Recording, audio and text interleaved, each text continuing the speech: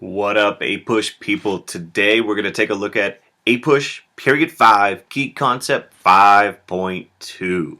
And we have a bunch of key things you need to keep in mind for this key concept. It's huge.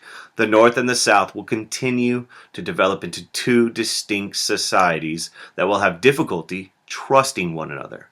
The idea of manifest destiny and the movement west will once again bring up the divisive issue of slavery in the territories. Sectionalism will increasingly become a problem in the 1840s and 1850s, and this thing's going to end in a civil war, and efforts at compromise will ultimately fail to decrease sectional tension.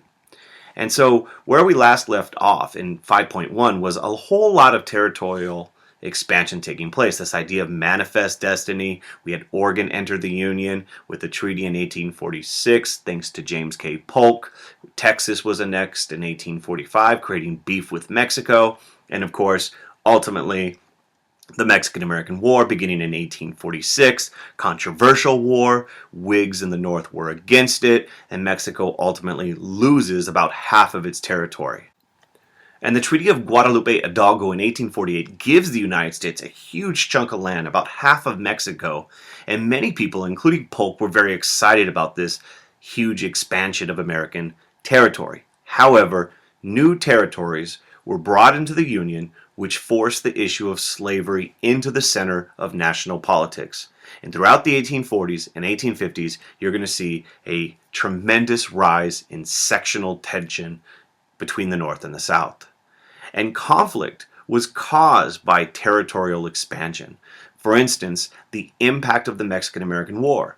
In fact, as soon as the war began, Northerners tried to pass the Wilmot Proviso, which would have banned slavery in any territory acquired from Mexico.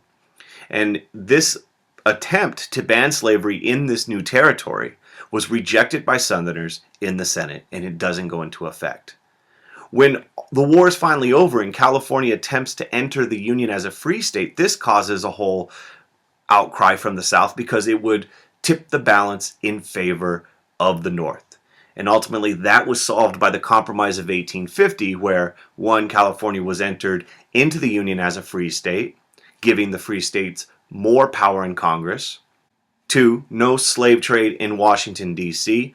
Three, the issue of slavery in the rest of the territory would be decided by the idea of popular sovereignty, where the people in that territory would vote on whether or not to allow slavery. And the fourth piece is a strict new fugitive slave law. So compromise was able to calm sectional tensions following the war temporarily.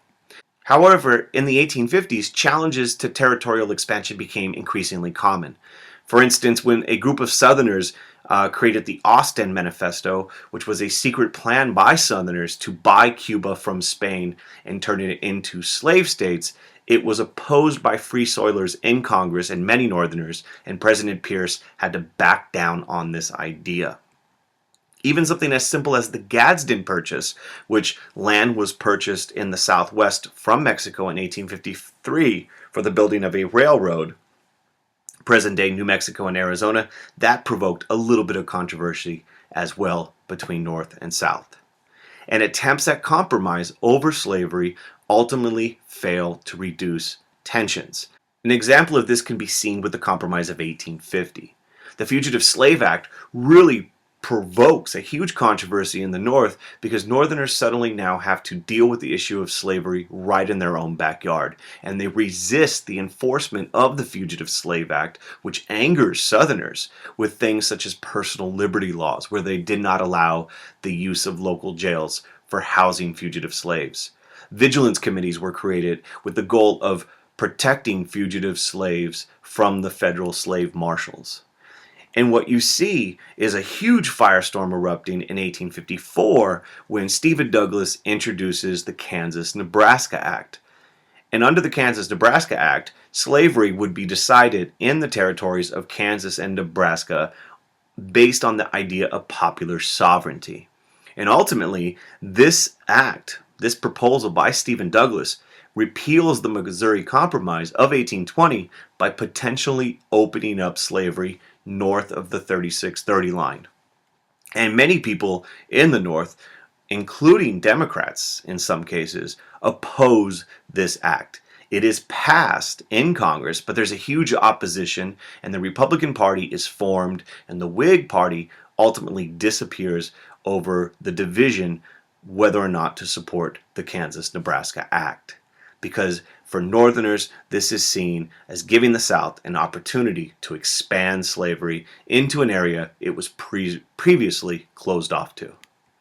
In fact, throughout the 1850s, you're going to see sectional tension increasing.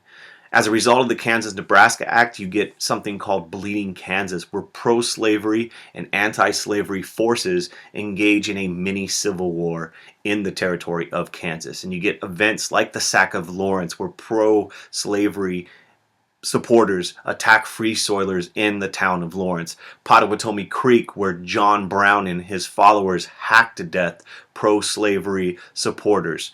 And you have two rival governments in the territory, Topeka, the Free Soil government, and Lecompton, the pro-slavery government in Kansas. Popular sovereignty was an utter failure. In fact, the violence of Kansas spread to the halls of Congress when Northern Republican Charles Sumner was brutally beaten by a Southerner, Preston Brooks. The big kind of firestorm erupts again with Dred Scott versus Sanford, where in 1857, Roger Taney, the Supreme Court Justice you see at the top, rules in the Dred Scott case. Dred Scott you see right there. And he rules a couple of things, him and the court. One, African Americans are not citizens. Two, slaves are property, and therefore, under the Fifth Amendment, cannot be taken away without due process.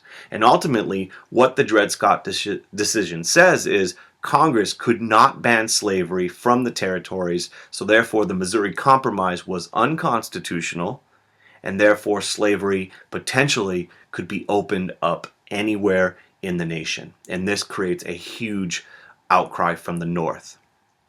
In fact, over and over again, you're going to see the breakdown of compromise. Once again, in 1859, another crisis hits the Union when John Brown, the guy from Pottawatomie Creek, hopes to spark a slave revolt in Virginia by seizing the federal arsenal at Harper's Ferry. Ultimately, he fails and is hung, but the South is outraged, and it is one of the immediate causes of secession because Southerners feel the North is supporting this man, John Brown. In fact, the big kind of key moment happens in 1860 where Lincoln, not winning a single state in the South, is elected president, and for Southerners he is seen as a sectional president, and this is a key turning point in the relationship between the North and South and will compel 7 states to leave the Union before he even takes office. And one of the other things you see happening in this period is the end of the second party system. The Whig Party and the Know Nothing Party, that nativist party, collapse over the division surrounding the Kansas-Nebraska Act. You get the formation of a new party, the Republican Party, which is truly a sectional party in that it only has support in the North. And their whole platform in the beginning is opposed to Kansas-Nebraska Act, and they're opposed to the expansion of slavery in the territories. And they're going to increasingly grow in numbers throughout the 1850s as events such as Bleeding Kansas and the Dred Scott case bring people to the Republican Party in the North. And ultimately, with the election of 1860, the Republican Party, their platform was no extension of slavery in the territories. They adopt a free soil platform, and with Lincoln's election, you get the cause, the immediate cause of secession. Because for Southerners, the election of Lincoln was seen as the election of a sectional Northern president hostile to slavery. And one of the other things you should keep in mind when studying this time is the North and the South continued to develop distinct from one another, and sectionalism increases as a result of regional economic changes, demographic changes, and cultural differences. So let me break that down for you. Economically, the North was industrializing based upon manufacturing, free labor. Their demographic reality was very different than the South. They had a large population growth, a huge amount of immigration. We saw that in Key Concept 5.1 with the Irish and the German immigrants coming in. There is a rise of nativism as seen in the Know Nothing Party, but there's this huge population growth in the North. This nativism is going to be anti-Catholic, and we explored that a little bit already, but ultimately, culturally, the North is different than the South. And abolitionists, although a small minority in the North, they are going to be growing in the 1840s and 1850s. And for Southerners, their economy is very different. It's based upon agricultural, plantation economy, and slave labor.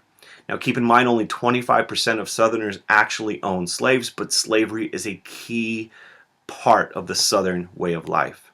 Demographics are not favorable for the South. They have slow population growth, little to no immigrants coming in, and as a result, you have not a very diverse society in the South.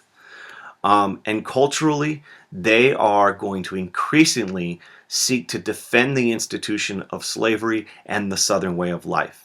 And you see that over and over again, especially in the 1830s and 1840s, where Southerners are increasingly defending slavery as a positive good. Two great examples of this is George Fitzhugh and John C. Calhoun, who are really kind of the developers of a pro-slavery argument. And they talk about as slaves as family, as members of the family, as opposed to, you see in the political cartoon, what happens to the poor workers in the North. They get carted off to the poorhouse while slaves are cared for as a member of the family. They talk about slavery as better than wage slavery in the North, and they talk about this kind of idea that slaves are civilized. It is civilizing inferior people. And this is the kind of core part of their argument to justify the institution of slavery. You also see racial stereotyping, famously in the minstrel shows, where very often white actors would paint themselves in blackface and act in very stereotypical racist ways.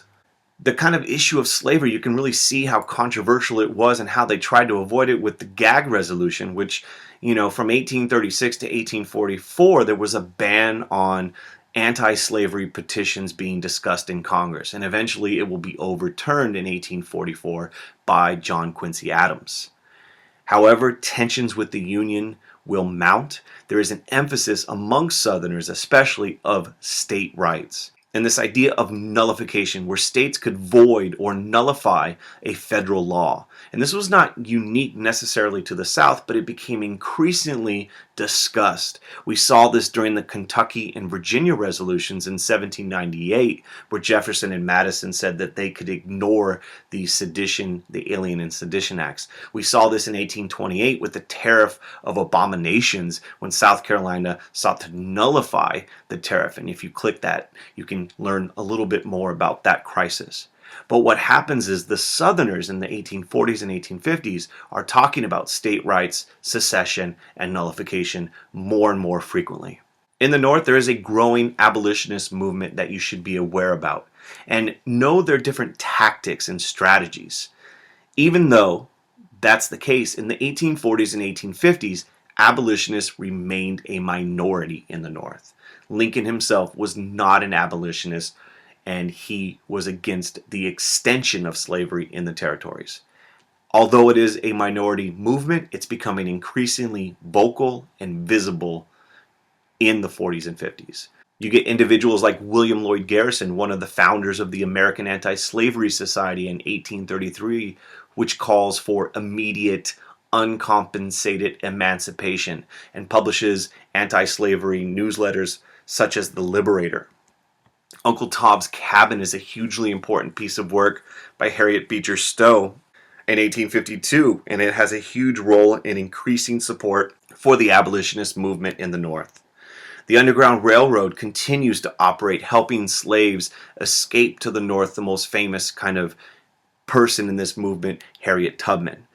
But you also get calls for violence, and you get, in some rare cases, very few examples of actual outbreaks of violence. David Walker famously in 1829 had the Appeal to the Colored Citizens of the World, where he called for a violent uprising to end slavery. Nat Turner's Rebellion in 1831 was the only rebellion that actually led to the death of white people in Virginia. And as a result, you have this huge crackdown on the movement of African Americans throughout the South.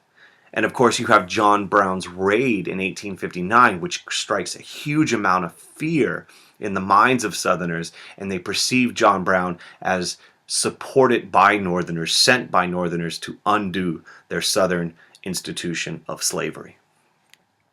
And a big idea is to understand how the North and the South increasingly distrusted one another. And we've already kind of covered these topics, but it's worth reviewing. For instance, the Northern distrust of the South can be seen in the Fugitive Slave Act. They didn't like this federal marshals running through the North looking for runaway slaves. Uncle Tom's Cabin provoked a huge anti-slavery sentiment amongst Northerners who normally never thought about the issue. The events of the Kansas-Nebraska Act and the repeal of previous compromise in the Missouri Compromise caused a lot of distrust amongst Northerners towards the South. The fraudulent government of Lecompton, where they were seeing pro-slavery people from Missouri crossing the border, that caused distrust. The Austin Manifesto, where it seemed like Southerners were seeking new territory even abroad to expand their slaveocracy, as they called it. The events of Bleeding Sumner, where Southerner had beat one of the Northern representatives, Charles Sumner, and Dred Scott, where a predominantly Southern court made a decision with huge consequences about Congress's ability or inability to ban slavery anywhere.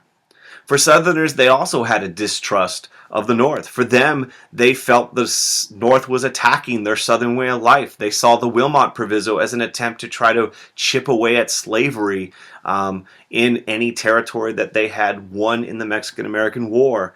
The Northern resistance to the Fugitive Slave Act was seen as Northern hostility to the Southern way of life. The growth of the abolitionist movement threatened Southerners, even though it remained a minority movement. They reacted to it with their own defense of slavery, and the perceived Northern support for people like John Brown and the events at Harper's Ferry, and ultimately the election in 1860 of a sectional Republican Party candidate, Lincoln, on a free soil platform, are all going to create the conditions where compromise was no longer possible and trust was at an all-time low. In Key Concept 5.3, we're going to take a look at the Civil War, which will begin shortly after Lincoln's election. And if you click that pink hat, you will be sent to that video as soon as we put it up. And as always, thanks for watching. Subscribe to Joe's Productions if you haven't done so. Tell your friends, tell your teacher, tell your grandma, your grandpa, your cousin, and keep watching more videos. We always are making them. And please keep on hitting that like button. Till next time, peace.